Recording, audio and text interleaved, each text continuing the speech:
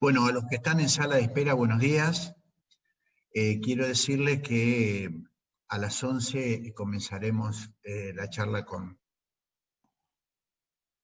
Andrés Malamud. Agradecerles, bueno, como para decirles, estamos encaminados con buena receptividad en Internet y con buena visibilidad de todos. Así que 11 y 2 minutos puntualmente comenzaremos la charla. Bueno, a los que están en sala de espera, bueno, veo caras conocidas ahí, bastante conocidas. Bueno, me alegra mucho que estén participando. ¿Se escucha bien? Sí, se escucha perfecto. Se escucha, perfecto. Sí, me voy a volver a silenciar, así no hay Bien. interrupciones. Bien.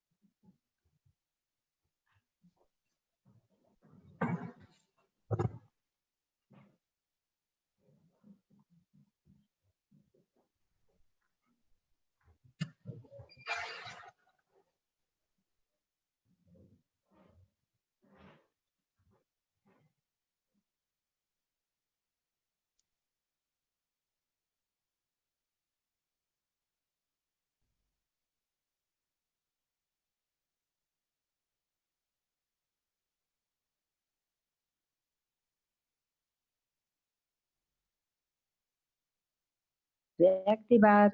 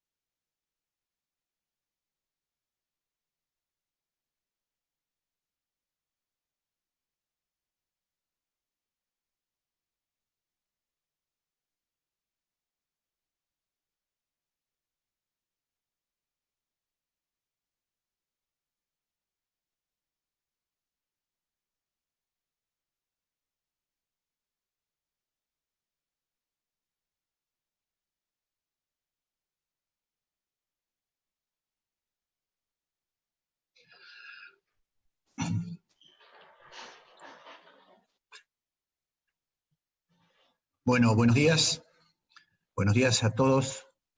Agradecerles el acompañarnos en este encuentro de la Asociación Civil Aprender Derechos. Nosotros vamos a compilar las preguntas que vayan llegando, sea en grupo o sea directamente por privado, con lo cual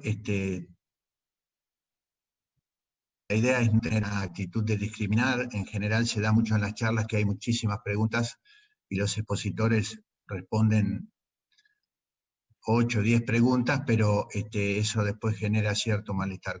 Y muchas veces se superponen las preguntas, con lo cual iremos administrando nosotros las preguntas. Le damos la bienvenida a Andrés Malamud. Buen día, Andrés. Agradecerte la posibilidad de este encuentro con base de Zoom en Tandil y charlar contigo, sobre todo escuchar tu exposición y después ir respondiendo las preguntas que se vayan dando, que es el impacto político de la pandemia. Con lo cual, no voy a hacer una introducción sobre el currículum y su larga trayectoria y su reconocimiento como de la realidad de Andrés. Solamente, Andrés, en primer lugar agradecerte y en segundo lugar escucharte. Muchas gracias. Julio, muchísimas gracias por la invitación y a todos por la presencia. Yo voy a hacer una introducción que no va a ser demasiado larga, porque me interesa después conversar sobre la base de las preguntas que ustedes formulen. Así que lo que les sugiero es esto. Voy a dividir esta introducción en 2 paquetes. Uno sobre las tensiones geopolíticas y otro sobre los dilemas políticos. Las tensiones geopolíticas son aquellas que no podemos determinar.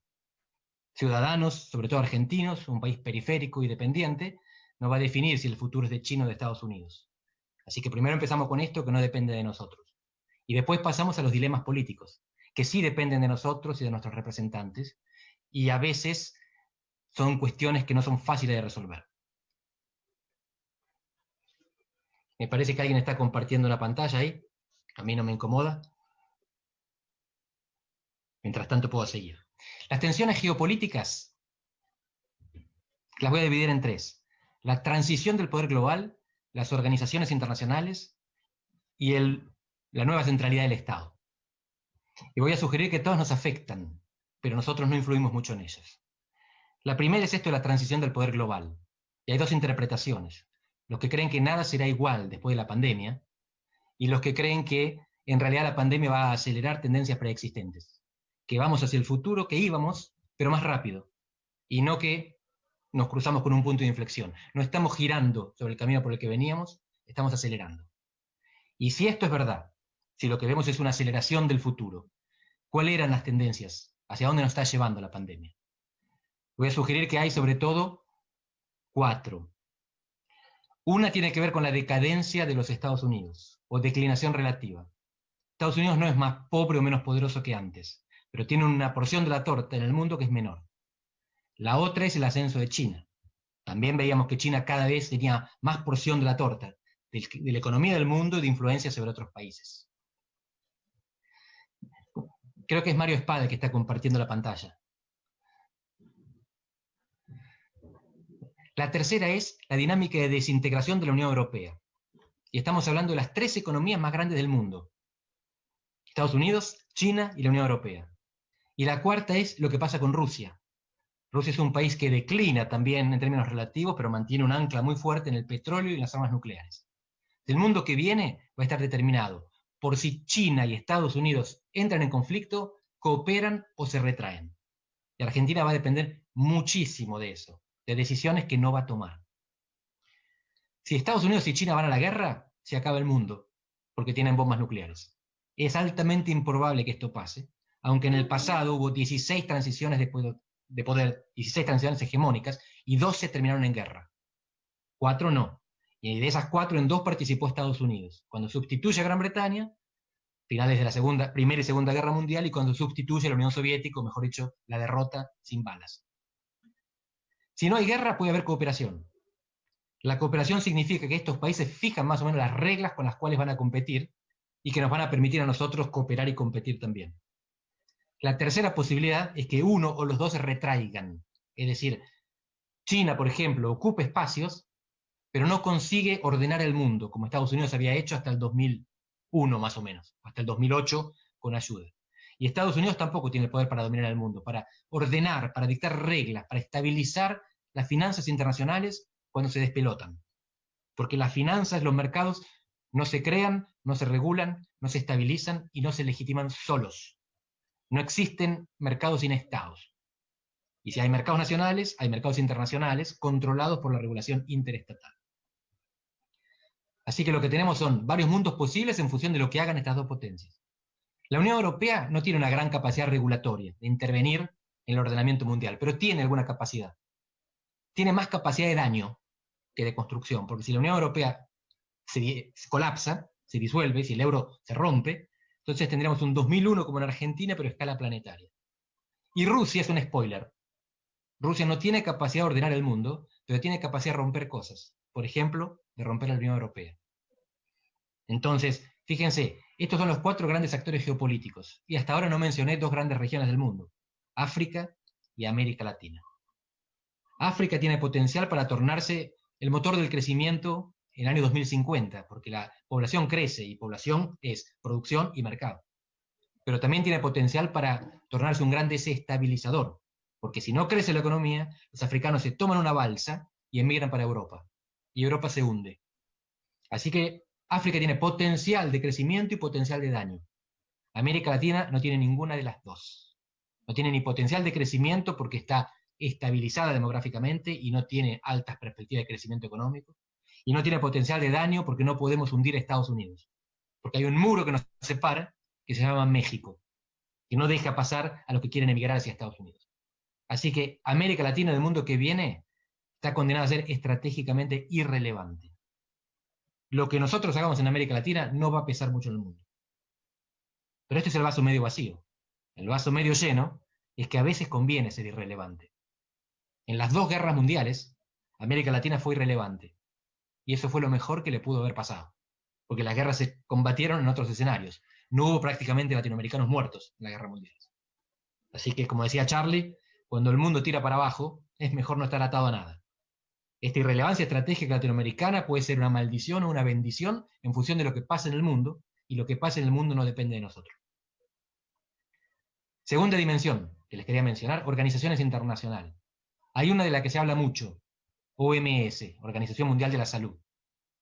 Algunos la culpan por haber reaccionado tarde a la pandemia, y otros le agradecen porque gracias a ella coordinamos la información de los científicos y las respuestas de los países. Como sea, es una organización que está cumpliendo un papel. Incluso los que la critican por un papel errado o insuficiente, pero creen que tendría que haber cumplido un papel. Nadie piensa que es inútil. Piensan que si actuó mal, debía haber actuado bien. El único que piensa que tiene que desaparecer es Donald Trump, pero no lo va a conseguir. Pero hay otras instituciones mucho menos relevantes, como la ONU. Aunque la OMS pertenece a la ONU es genérica, multipropósito. La OMS es específica, trabaja sobre la salud. Y hay organismos específicos que van a ser relevantes en el mundo que viene, porque lo fueron en el anterior. Fondo Monetario Internacional y Banco Mundial, para dar 2 ejemplos. Uno que estabiliza las finanzas y otro que coopera para el desarrollo. Si lo que hacen no es suficiente, entonces el mundo que viene va a ser muy complicado, muy turbulento y más pobre. Pero de lo que se trata es de que hagan lo que tienen que hacer eficientemente, y no de que desaparezcan. No es viable un mundo sin estas instituciones internacionales. Si fracasan, estaremos peor, pero necesitamos que funcionen, no que desaparezcan. Tercera dimensión de la cuestión global. Ya vimos potencias, instituciones, el Estado. ¿Qué pasa con el Estado? Hay evidentemente una recentralidad del Estado. Durante los últimos años se discutía mucho el papel de los mercados, el papel de algunas organizaciones internacionales, el papel de algunas corporaciones, o las multinacionales, las grandes empresas, o las ONG. Y hay algunas ONG, algunas fundaciones que tienen un rol relevante, la de Bill Gates, por ejemplo.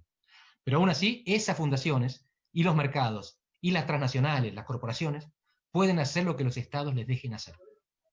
Estados Unidos mandó a la Ford a fabricar ventiladores, respiradores. Los obligó, tiene el poder de hacer eso. Y tiene el poder de obligar a los empleados de Apple o de Microsoft a quedarse en casa y a no ir a trabajar. Justo estas empresas no precisan que vayan a trabajar, porque hay mucho trabajo remoto que se puede hacer con alta tecnología. Pero el Estado tiene el poder de decidir sobre el futuro de esas empresas, de esos mercados y de esas organizaciones internacionales. 2 puntos. No siempre. ¿Por qué? Porque depende de qué tipo de Estado. Hay una frase que ustedes estarán cansados de escuchar, y yo también. ¿Hace falta más Estado o hace falta menos Estado? Es exactamente lo mismo. Es ambigua e indefinida esta expresión. Pregunta: ¿qué significaba en 1976 decir hace falta más Estado? ¿Y qué significaba en 1983? En 1976 más Estado era más represión, estoy pensando en el caso argentino. En 1983 más Estado era más democracia, más distribución, si quieren. No es lo mismo más Estado en Alemania que más Estado en Venezuela. Más Estado en Alemania es mejor redistribución de la riqueza, mejor concertación sociopolítica. Más Estado en Venezuela es mayor represión. Entonces hay que aclarar que los Estados tienen 2 tipos de poder, 2 tipos de capacidades. Las infraestructurales y las despóticas. La capacidad despótica es dominar a la población. La capacidad infraestructural es vacunar a la población. La capacidad despótica consiste en subordinar a los ciudadanos. La infraestructural en trabajar con los ciudadanos para beneficio de los ciudadanos. Esto no es retórico. Las capacidades estatales son fundamentales para entender qué significa más Estado. Piensen ustedes, más Estado en Argentina es peor. Este Estado es peor, más. Pero no hace falta menos Estado en Argentina, hace falta mejor Estado. Un Estado que tenga capacidad de permitir a los jubilados que no hagan colas en los bancos, que tenga capacidad de comprar a precios inferiores a los mínimos, a los máximos, a los que obliga a comprar a la población o a vender a los comerciantes. Eso es un Estado. Más Estado de este es más sobreprecios y más colas bancarias, porque eso es lo que el Estado argentino sabe hacer, el Estado que hemos sabido destruir. No se trata de más ni de menos, sino de mejor. Y esto que estoy diciendo es relevante porque voy a volver a hablar de este concepto que es la bifurcación. Las consecuencias políticas, sociales y económicas de la pandemia no serán homogéneas. La pandemia es una, para todos. Pero los efectos dependen del contexto. En algunos lugares va a haber más Estado despótico y en otros más Estado infraestructural. En algunos lugares los Estados construirán más hospitales y en algunos reprimirán más a los ciudadanos y construirán más fosas comunes. Siempre es más, pero no siempre es mejor. Termino con esta parte que tiene que ver con las tensiones geopolíticas y paso a los dilemas políticos. Y acá sí entramos nosotros, los ciudadanos, los militantes, los representantes. Es importante entender lo que es un dilema. Un dilema no es un problema. Si fuera lo mismo, diríamos problema. Un problema es una pregunta cuya respuesta no conocemos, pero sabemos que existe. Un problema tiene una solución, que nosotros no conocemos. Hay que buscarla. Cuando encontremos la solución, habremos resuelto el problema. Un dilema no tiene una solución. Tiene 2. Di o bi, en este sentido es lo mismo. Y las 2 son insatisfactorias. Si ustedes quieren sacar la palabra dilema porque es problemática, pueden usar disyuntiva o también tensiones. Pero yo les sugiero manta corta. La manta corta tapa los pies o tapa la cabeza. No puede tapar los dos. O tapamos los pies o tapamos la cabeza. Si buscamos un equilibrio, tapamos la mitad de los pies y la mitad de la cabeza. Ninguna solución es satisfactoria. Tenemos que elegir entre soluciones insatisfactorias, que conocemos. Esa es la diferencia también entre dilema y problema. Que conocemos mejor, que tenemos cierta idea de qué significa. Hay ambigüedad y hay incertidumbre. Pero sabemos lo que son los pies y lo que son la cabeza, aunque no sepamos cuánto frío vamos a sentir. El primer dilema es salud y economía. Hay mucha gente que se cansa de insistir que este es un falso dilema. Si fuera un falso dilema, estaría todo resuelto. Lo primero es la salud, cuarentenamos, el bicho no contagia, zafamos.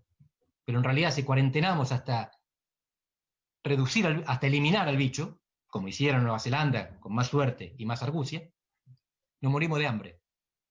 No los que tenemos un salario formal que nos depositan cada mes en el banco, sino la mayor parte, no sé si la mayor parte, 40-50% de la población, que no tiene ingresos formales permanentes, o que está perdiendo el empleo en este mismo momento porque su fábrica, su empleador, está cerrando. Así que, si no hubiera dilema, la cuarentena resuelve el problema de salud. Cuarentena, jabón y se acabó. Evidentemente no se puede hacer esto. porque nos morimos de hambre. Entonces, podemos decir no hacer cuarentena, y nos morimos de coronavirus. Hay que buscar un equilibrio, pero el equilibrio es dinámico y depende de un montón de otras decisiones y de mucha incerteza. Cuarentena inicial está bien, cuarentena permanente está mal. Hay que salir de manera inteligente de la cuarentena, y eso requiere lo que se dice mucha sintonía fina, pero no es sintonía fina porque hay un camino que hay que descubrir y si lo descubrimos la pegamos. No existe ese camino. Y cada medida que tomemos va a desequilibrar de nuevo los resultados y vamos a tener que decidir otra vez. Por eso se habla de salida segmentada geográficamente. Municipio que no circula el virus se abre, municipio que circula se cierra. O segmentada verticalmente. Estas profesiones se abren, estas profesiones siguen cerradas. O aleatoriamente.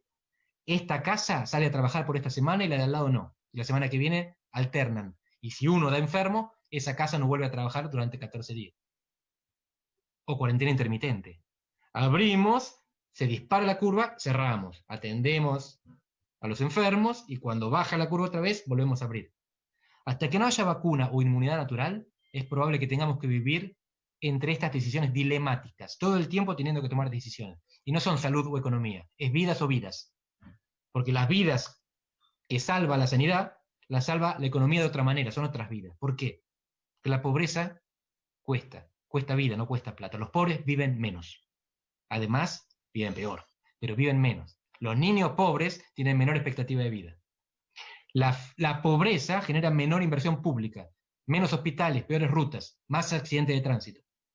Entonces no es vidas contra economía, es vidas versus vidas. ¿Cuántas vidas salvamos hoy versus cuántas salvamos mañana? Si esto no es un dilema, no sé lo que sería un dilema. Segundo punto que ustedes ya también habrán discutido y escuchado mucho. Seguridad versus privacidad. O lo que es equivalente, seguridad versus libertad. ¿Cuánto derecho le concedemos al Estado para que intrusione, para que invada nuestras vidas, para salvar nuestras vidas? Es una cuestión que en Asia-Pacífico está resuelta. Cuando un coreano se sube a un subte, hay un sensor térmico que le toma la temperatura. Si tiene 37,5, entonces hace reconocimiento facial, asocia la cara con la persona, con la identidad, busca el número de teléfono y le manda un mensaje para mandarlo a cuarentenar. Y después por Bluetooth y geolocalización, identifica a todos los que estuvieron cerca de esta persona y les manda el mismo mensaje. Saben quiénes somos, saben dónde estamos. Somos ilusos en Occidente si pensamos que esto no pasa acá. Facebook sabe todo de nosotros, más que la FIP. Nuestros teléfonos tienen los micrófonos permanentemente abiertos. Los que tienen Apple y trabajan con Siri lo saben. Tienen que llamar a Siri para que el teléfono se prenda. Y cuando nosotros conversamos sobre algo, después nos aparece la publicidad de cosas relacionadas. Queremos negarlo, pero tenemos los ejemplos de Snowden y de Assange, los soplones que delataron cuánto espionaje se hacía. Esto no significa que el espionaje sea individualizado, que el gobierno sepa quiénes cornean a quién. No se trata de eso, en general son grandes números, big data, grandes tendencias, pero por supuesto que se puede identificar también.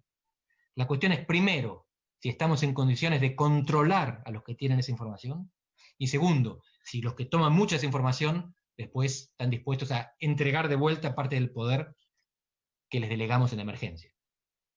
Pero hay una visión un poco más optimista que esta, que es la última de Yuval Harari, que es el autor de Sapiens. Él dice, no hace falta intrusos en nuestra privacidad. ¿Cuáles son los mecanismos más eficientes para luchar contra el coronavirus? Él dice, jabón y distancia social. Y para lavarnos la mano con jabón, no necesitamos, dice él, una cámara arriba nuestro y un policía en la puerta. Con la información científica de lo que significa el agua con jabón, la gente lo hace sola, coordina espontáneamente porque actúa en su propio interés. No necesitamos obligarlo. En realidad esto es una simplificación, porque esto es fácil de hacer y fácil de entender. Hay problemas de acción colectiva que requieren monitorización, control y sanción. Porque a todos nos conviene que haya obras públicas, pero si podemos no pagar impuestos y que lo paguen los demás, es mejor. Así que de lo que se trata es de evitar el polizón que viaja sin pagar.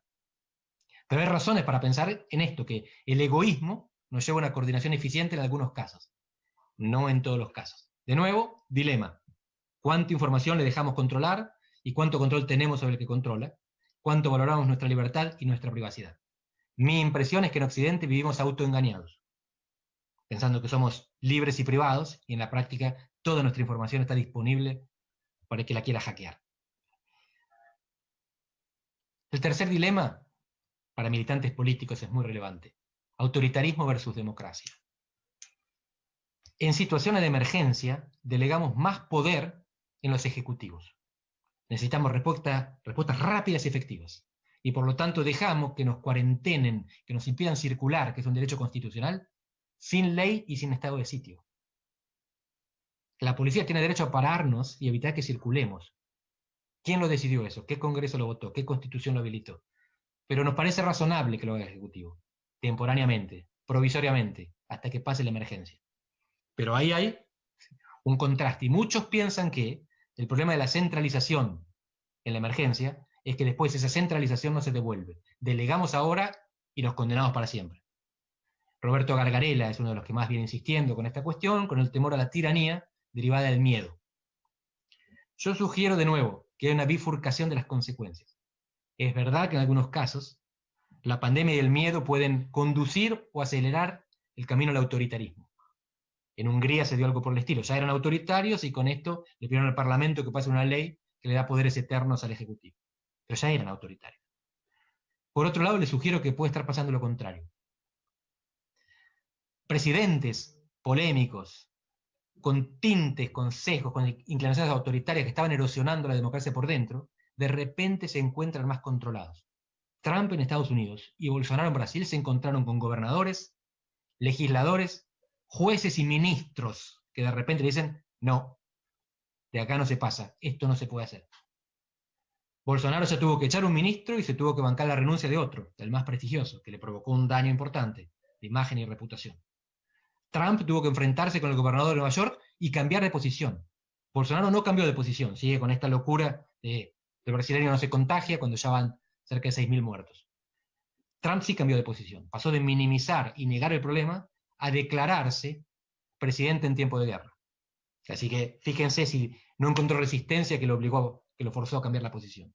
Entonces no soy fatalista. La democracia que estaban enclenque, tecleando, se pueden beneficiar por la resistencia que encuentran los potenciales autoritarios. Después, si quieren, hablaremos del caso argentino, que es mucho menos trágico. Y el cuarto dilema, y con esto voy terminando, es antiintuitivo, porque hay algo que a todos nos parece obvio, que es la eficiencia es buena. Cuando queremos conseguir un resultado, la eficacia es la capacidad de conseguirlo. La eficiencia es la capacidad de conseguirlo al menor costo. Un insecticida y un martillo sirven para matar hormigas. Pero el insecticida es más eficiente porque con una rociada alcanza para matar cientos. El martillo tengo que pegar 100 golpes. Sin embargo, el problema de la eficiencia es, imagínense una cadena, cadenas globales de producción. La fuerza de una cadena es la fuerza de su eslabón más débil. Podemos tener una cadena hiper fuerte. Un solo eslabón es débil y esa es la fuerza que tiene la cadena. Ese eslabón se corta y la cadena no sostiene más. El mundo al que vamos probablemente necesite menos eficiencia y más redundancia, más duplicación. Vamos a tener que pagar más caro para tener 2 o 3 veces lo mismo. Si esto les parece absurdo, piensen en 2 cosas. Nosotros y los aviones. Nuestros 2 pulmones y los 2 motores que tienen los aviones. Los aviones vuelan bien con un motor, con una turbina. Y nosotros vivimos bien con un pulmón. Tenemos 2 por las dudas. Porque si se rompe uno, seguimos viviendo, seguimos volando. Esto es redundancia, no es eficiente. Teniendo 2 pulmones, necesitamos más oxígeno, más alimento, más energía. Pero es robusto. El mundo que viene va a ser menos eficiente, va a ser más caro. Va a ser más proteccionista. Porque vamos a tener que producir acá, o en Brasil, o cerca, lo que antes mandábamos a producir a China. Y esto se aplica tanto a Argentina, como a Europa, como a Estados Unidos. Va a haber duplicación de procesos para robustecer los procesos. Vamos a tener que huir de la fragilidad, y no tanto de la ineficiencia. Así que todos los que tenían el discurso hiperestilizado del mercado, de la eficiencia y la productividad, van a tener que pensarlo 2 veces, porque vamos a tener que optar por la seguridad, y no necesariamente por el menor costo. Yo dejo esto por acá, Leandro, si te parece, para que vos coordines ahora el ida y vuelta. Muchísimas gracias. Perfecto, Andrés, muchísimas gracias. Tomo la posta yo ahora en lugar de Julio. Voy aceptando ahí a la gente que sigue entrando, les agradecemos la presencia. Les comentamos que pueden seguir la charla para quienes salgan o si no encuentran lugar, lo pueden seguir también por el Facebook Live de la Asociación de Aprender derechos, aprender con H, de tomar, de incorporar los derechos, de hacerlo parte de uno, y en ese sentido creo que ha sido totalmente fructífero tu primer pantallazo, por así llamarlo, porque ahora lo que vamos es por ahí a lo más lindo, que son las preguntas, ese ida y vuelta. Les comentamos que pueden hacer las preguntas acá por el chat o directamente en el Facebook. Ya algunas nos las hicieron por interno, por mensaje, así que primero voy con una pregunta mía y después pasamos a las preguntas que nos vayan acercando, además de las que ya han ido haciendo. Vos comentabas esta visión geopolítica donde dividías tres partes entre las potencias, las instituciones y el Estado. Y después, algo lo que me había surgido era el tema de los individuos, que nos pasaba a nosotros, a las personas, a los ciudadanos, cómo nos iba a impactar esto. Sin duda de lo que está hablando mucha gente, medios, analistas y demás, es de una especie de nuevo orden que se está generando, que en realidad ya estamos viviendo ese nuevo orden, donde bien comentaste el tema de las libertades individuales, redes sociales, el tema de la privacidad, y por ahí me interesaría si pudieras explayarte un poquito más sobre ese tema y sobre el falso dilema este que se plantea sobre si economía, salud, vos lo que comentaste bien era esto, vidas sobre vidas, esto de priorizar, privilegiar la vida por sobre todo.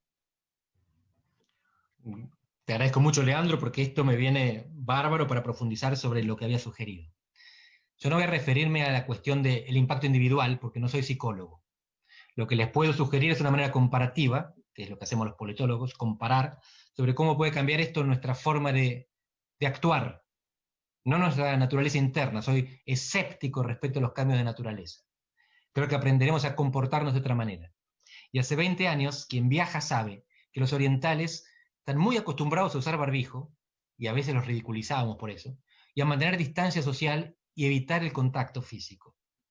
Y si ustedes ven como los chinos y los japoneses se saludan con inclinaciones todo el tiempo y no se tocan, uno le parecía pintoresco. Ahora nos va a parecer necesario, nos va a parecer seguro. Vamos camino a eso. Por supuesto que los latinos tenemos una costumbre, tenemos tradiciones mucho más cariñosas, mucho más físicas. Beso, abrazo. Tendremos que limitarnos, tendremos que aprender a vivir sin esas costumbres que nos caracterizaban y expresar nuestra emotividad de otra manera. Estos cambios, de nuevo, no creo que hagan a nuestra naturaleza, no creo que seamos menos afectivos o afectuosos porque nos toquemos menos. Acá ya se está viendo, entorno cotidiano en Portugal, que la gente se vuelve a encontrar, se encuentra con sus parientes, con amigos, con gente a la que ama profundamente y no ve hace mucho tiempo, pero la gente, somos responsables, no nos tocamos y podemos evitarlo. Quizás con el tiempo, cuando vaya pasando esto, y falta mucho para que vaya pasando esto, nos volveremos a tocar.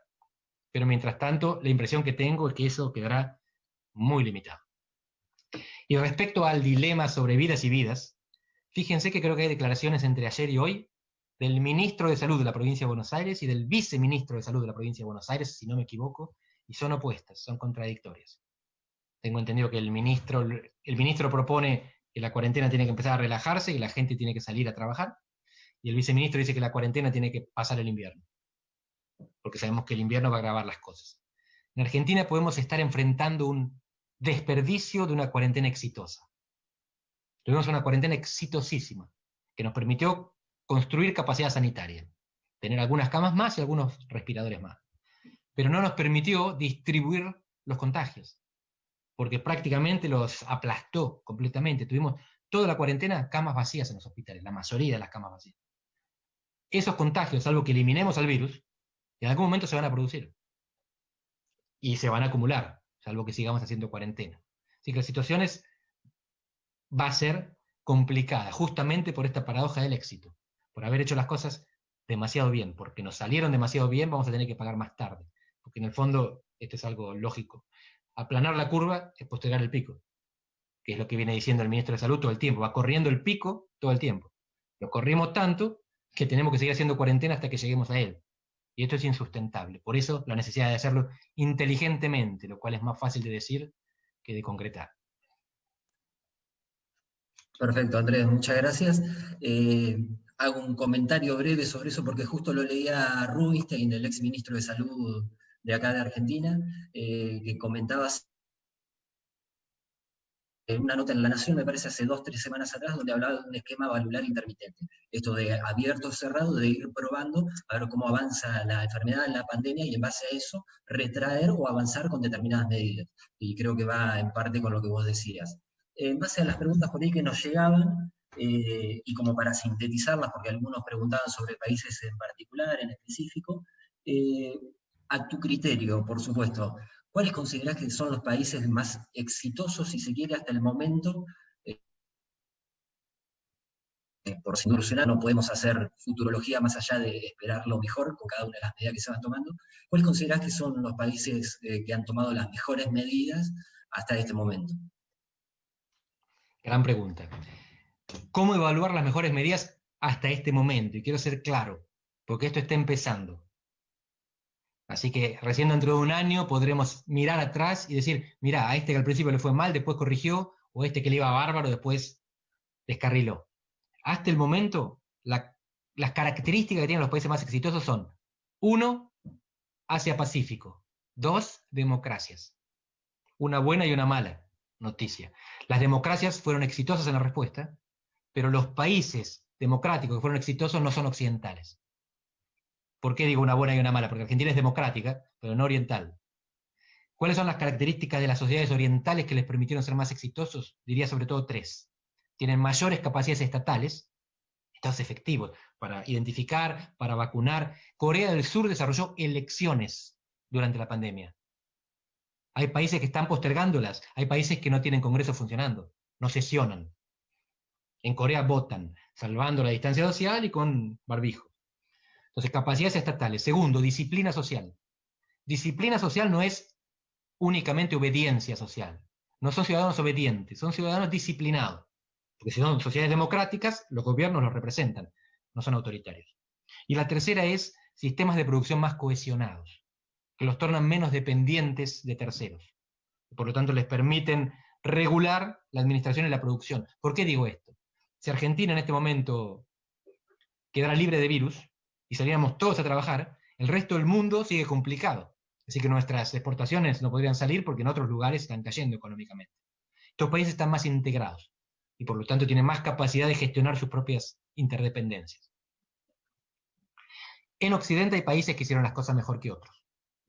Alemania es un ejemplo. Alemania tiene altas capacidades estatales, alta disciplina social, alta cohesión productiva, pero tiene una estructura social que la favoreció, que no es mérito.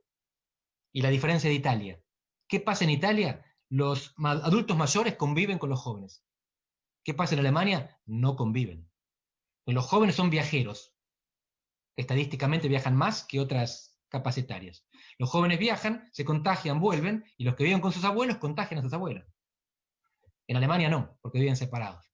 Entonces, más allá de las buenas o malas políticas, más allá de las sociedades y las economías, la estructura social es lo que definió diferentes resultados. Lo mismo pasa con sociedades más agrarias o más urbanas. Los Ángeles y Nueva York, esto está muy bien estudiado. En Nueva York hay un sistema eficiente de transporte público. En Los Ángeles no. Son ciudades, las 2 ciudades más grandes de Estados Unidos. Entonces en Nueva York hubo mucho más contagio porque la gente tomaba el subte o el colectivo.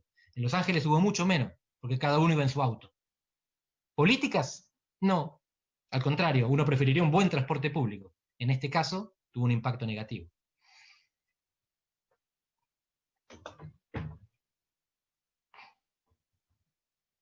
Perdón, justo estábamos aceptando más gente y leyendo otras preguntas. Una síntesis de varias preguntas que nos llegaron van por el lado geopolítico en cuanto al tema del barril de petróleo, cómo ha sido la caída del precio, cómo afecta a todos los países en general, a Argentina en particular, y teniendo en cuenta Argentina, ya te van otra pregunta más que nos llegó, que es el tema del Mercosur. ¿Cómo ves las decisiones políticas del país con respecto al Mercosur? Petróleo, ¿cómo ha afectado a nivel global a Argentina con respecto a Vaca Muerta, si se quiere, o demás desarrollos energéticos? Y a su vez el tema Mercosur. Perfecto. Y aprovecho para responder un comentario que hiciste antes que no lo había respondido y me parece muy interesante. Sí. La declaración de Adolfo Rubinstein sobre ir probando. 2 cosas, la intermitencia e el ir probando. La intermitencia es abrir y cerrar en función de la evaluación que se haga en cada momento. Eso es ir probando. El concepto es experimentación. y están los 190 y pico países del mundo, digo 190 y pico porque hay 193 en la ONU, pero hay algunos que están afuera. Taiwán. Como Taiwán se reclama China, y China reclama Taiwán, entonces Taiwán no tiene el reconocimiento diplomático que más de una docena de países. Lo de Taiwán es el caso más exitoso que Corea todavía. Y todos están experimentando. El mundo es un laboratorio a cielo abierto. Los que están con los mejores resultados son los que, a diferencia de nosotros, viven de epidemia en epidemia hace 20 años. Porque nosotros vimos en los diarios el SARS y el MERS y el ébola, y bueno, por supuesto el SIDA que tiene 40 años. Pero en África y en Asia vienen viviendo y conviviendo con esos virus, y por lo tanto ya tienen mucha más práctica, cancha, ciencia y disciplina. Petróleo. La crisis del petróleo es previa a la pandemia y deriva de un conflicto entre Arabia Saudita y Rusia, que querían subir los precios del petróleo, pero en la disputa para conseguir esto y reventar al otro, los derrumbaron. Esto afecta a Argentina porque recontramata la vaca. Vaca muerta está muertísima. Y vamos a tener que seguir viviendo de otra cosa. La pampa húmeda, el software, nuevas tecnologías, turismo no creo. Pero más perjudica a otros países que dependen exclusivamente de petróleo. Por ejemplo, Venezuela. Y en esto, fíjense, Argentina no sale tan mal parada, a pesar de que la vaca esté muerta. Porque América del Sur vive de recursos naturales, pero los países de la costa del Pacífico viven de exportación de minerales, para energía. Y los países de la costa del Atlántico viven sobre todo de la producción de alimentos. Y en el mundo que viene, alimentos se seguirán consumiendo. Energía probablemente se consumirá menos. Así que hoy es mejor tener vacas y soja que petróleo. Esto es, Argentina va a sufrir mucho en el mundo que viene, pero menos que los exportadores de minerales. Así que no les voy a decir que esta es una buena noticia, pero es menos trágica de la que reciben otros países. Y en cuanto al Mercosur, lo primero que tenemos que tener claro es que en el mundo desarrollado la integración regional sirve para, alargar no es la palabra en castellano, ampliar mercados, para tener un mercado común más grande. Entonces Alemania y Francia se juntan y tienen un mercadazo. Con Italia, mayor todavía, metieron a Gran Bretaña y ahora se fue.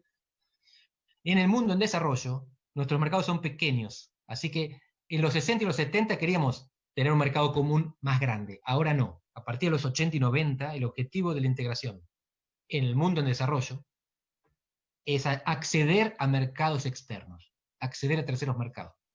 Entre Francia y Alemania hay mucho interés en el mercado del vecino. Entre Argentina y Brasil, cada vez menos. Entre Chile y Perú, ninguno. Lo que quieren es acceder juntos al mercado chino, a los mercados asiáticos en general. ¿Qué significa esto? Que en la Unión Europea la clave es la agenda interna. En el Mercosur la clave es la agenda externa. El Mercosur para lo que sirve es para trampolín, para saltar al mundo, creando escala, que se nos vea juntos, mostrarle, miren, si ustedes entran en uno de estos 4 países, entran en los 4, porque acá circula todo libremente. Y para que nos abran a su vez sus fronteras a cambio de nosotros abrir las nuestras. A uno le puede gustar o no el libre comercio. Pero si no es por libre comercio, no tiene sentido la integración regional. La integración regional como mecanismo de protección ya no sirve en el mundo en desarrollo. Y sirve cada vez menos en Europa. Por eso las dinámicas de desintegración son tan fuertes en la Unión Europea. Porque el principal socio comercial de Alemania ya no es Francia, lo era, ahora es China. Por eso Europa está rehén de China. Por eso América Latina y África todavía no están rehenes, pero dependen, si quieren prosperar, del mercado y de las inversiones chinas. Pero también de las finanzas de Estados Unidos, del dólar, que es la moneda de reserva, y es el país que edita, que emite los dólares.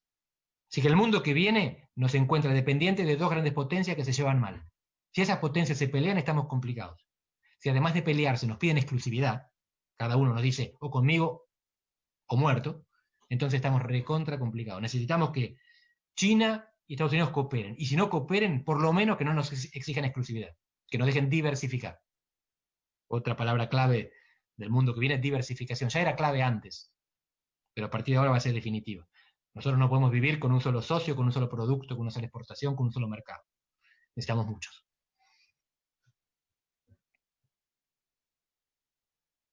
Perfecto, Andrés, buenísimo. Esperamos que esté satisfecha la gente que venía preguntando sobre esos 3 tópicos, por así decirlo. Quedándonos por ahí un poquito en Argentina, una del oficialismo y otra para la oposición, vendría a ser. Por un lado del oficialismo, como es el rol de la vicepresidencia de Cristina Fernández de Kirchner, un rol o un lugar extraño para lo que es el Ejecutivo argentino, si se quiere, y para lo que son las experiencias de otros países, o no tanto para otros países como por ejemplo Brasil, que lo tenemos bien cerquita, y por otro lado el rol de la oposición argentina, por supuesto. Muy bien. ¿Cuál es el papel de la vicepresidenta, de la vicepresidencia y de Cristina en particular? La vicepresidencia argentina es muy similar a la vicepresidencia norteamericana y diferente de la brasileña, porque el vicepresidente en Brasil no preside el Senado. ¿Qué significa eso? Que los dos presidentes de Cámara del Senado y de Diputados en Brasil en este momento son de un partido que era aliado de Bolsonaro y ahora lo enfrenta. Eso no pasa en Argentina, donde los presidentes de las cámaras responden ambos al partido del presidente, siendo de diferentes facciones, y siendo que la presidenta del Senado es la que sustituye al presidente en caso de ausencia. Así que lo que tenemos acá es una gran ambigüedad. El papel de la vicepresidencia es ambiguo en la Constitución argentina, porque no forma parte del Ejecutivo, que es unipersonal, y no forma parte del Legislativo, porque no vota, salvo en caso de empate, pero preside una de las dos cámaras.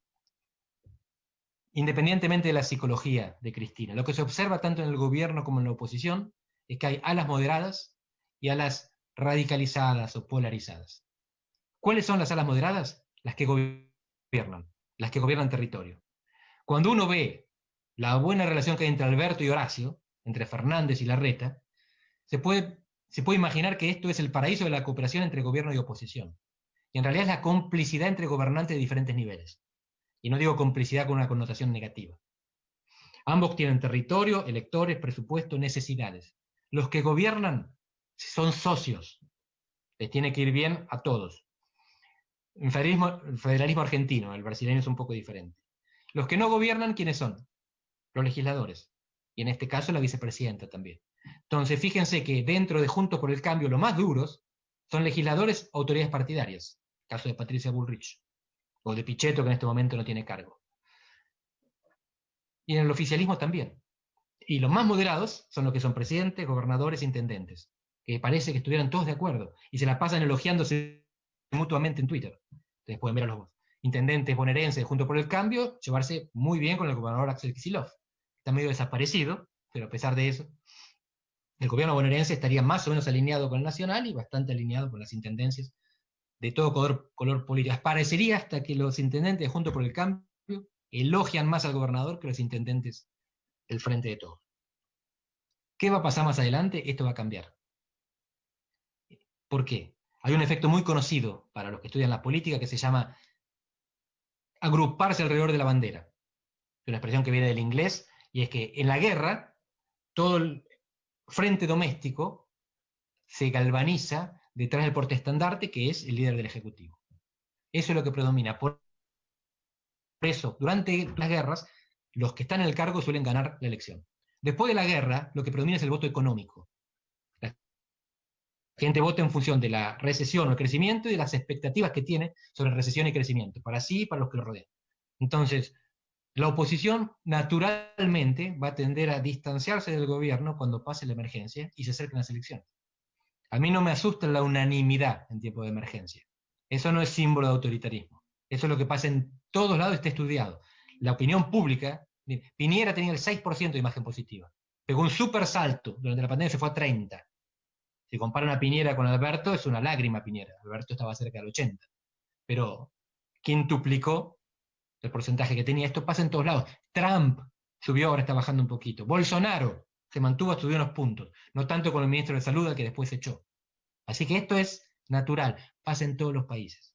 Pasa en todos los regímenes, solo que los no democráticos no interesan mucho. Entonces, la expectativa es, durante la emergencia, unidad nacional, cooperación si quieren, después de la emergencia, separación y competencia.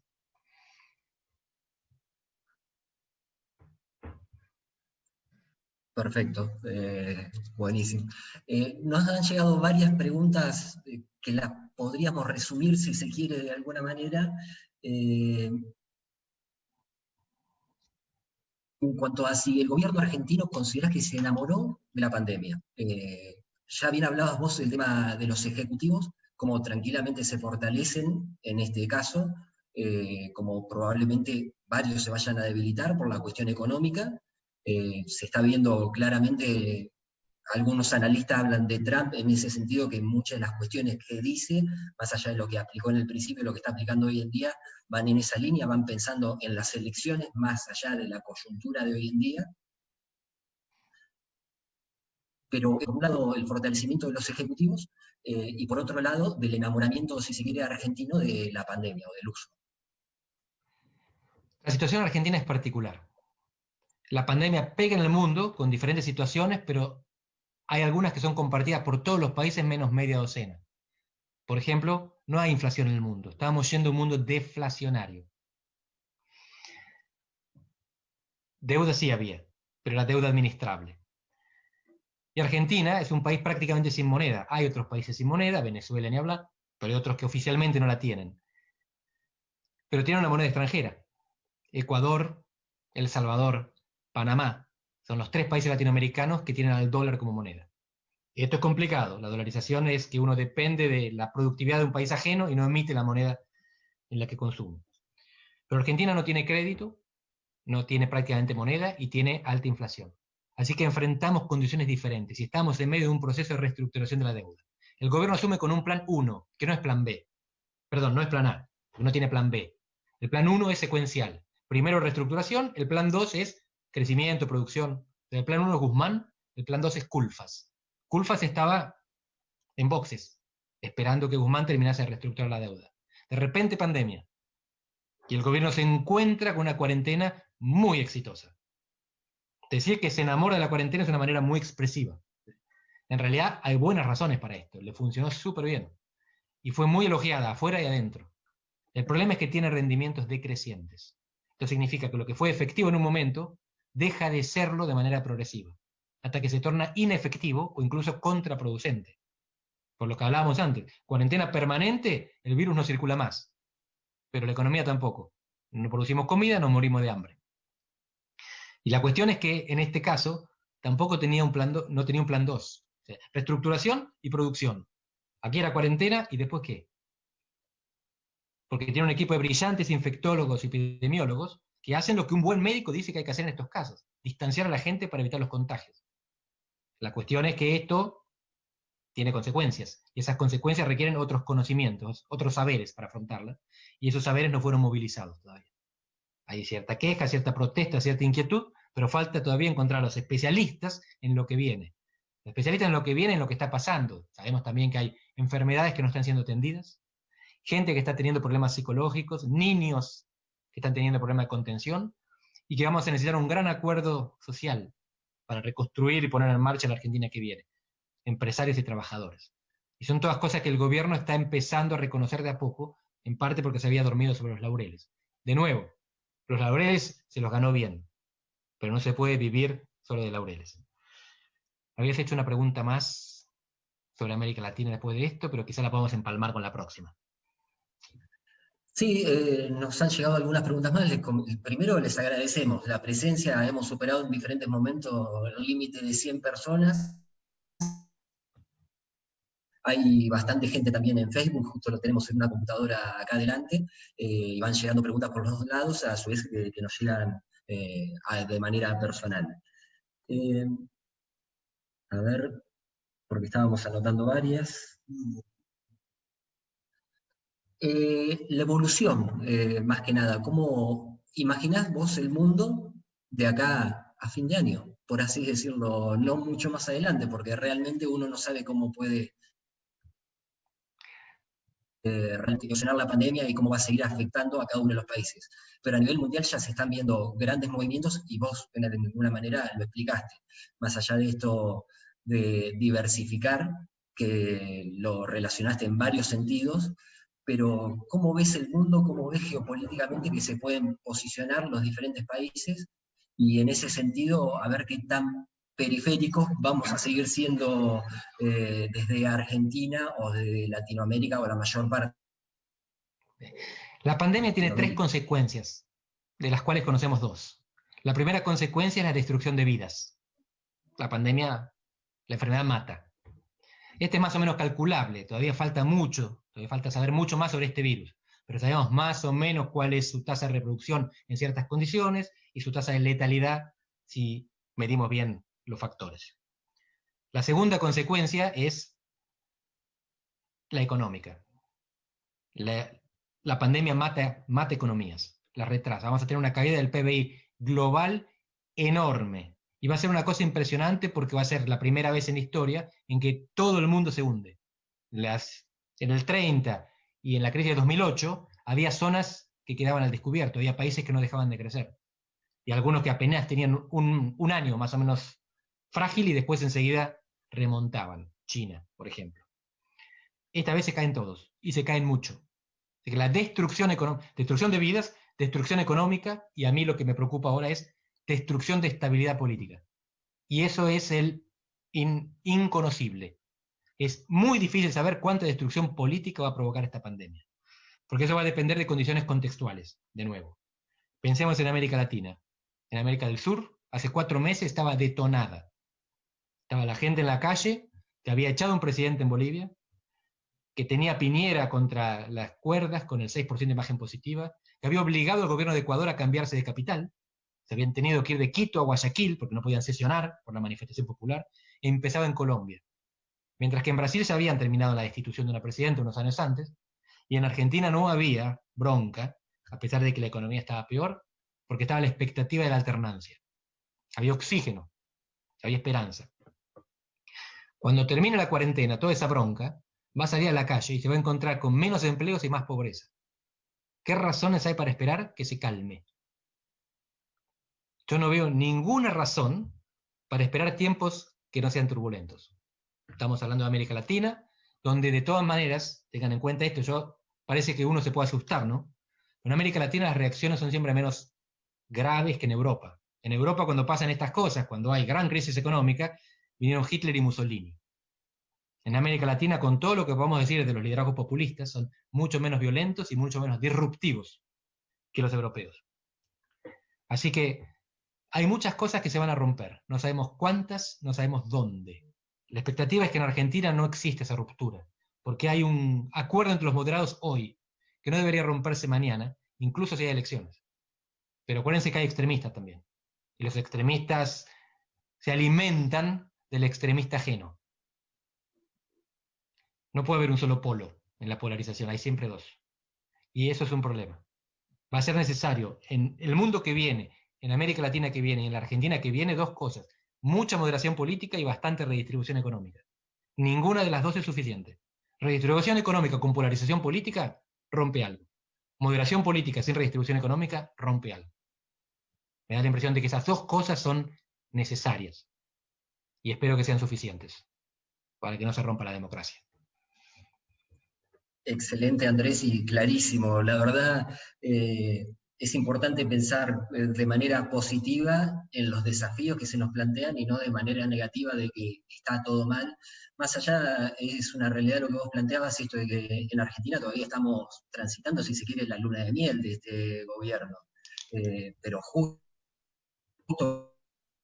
con la pandemia se dificultaron algunas cosas, y está bueno, mucha la gente que se acercó era para ver esto, el panorama político atravesado por la pandemia. Y creo que todos nos vamos a llevar varias herramientas, además del planteo general, y esto de tratar de que no sea disruptivo, de no caer en escenarios de confrontación constante, y esto de diversificar, de no cerrarnos. Les agradezco, les agradecemos de la Asociación de Derechos la participación acá, también a quienes se sumaron por Facebook, a quienes nos han mandado mensajes por WhatsApp, internos por acá, por Zoom también. Es una herramienta que vamos a seguir utilizando. Te agradecemos sin duda a vos, Andrés, un paneo clarísimo. Le voy a pasar ahora la posta a Julio como para que nos haga un cierre, y te dejamos también algún cierre a vos, lo que quieras agregarnos. Bueno, Andrés,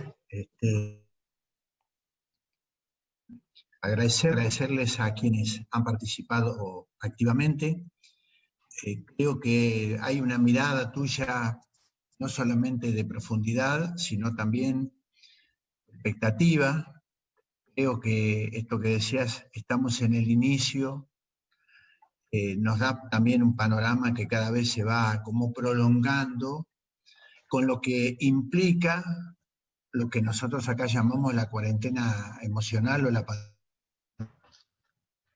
emocional, ¿no? La situación muchas veces de salir de la vida de todos los días, los niños, los no tan niños, los adultos mayores, este cambio de vida donde cada día estamos reformulándonos.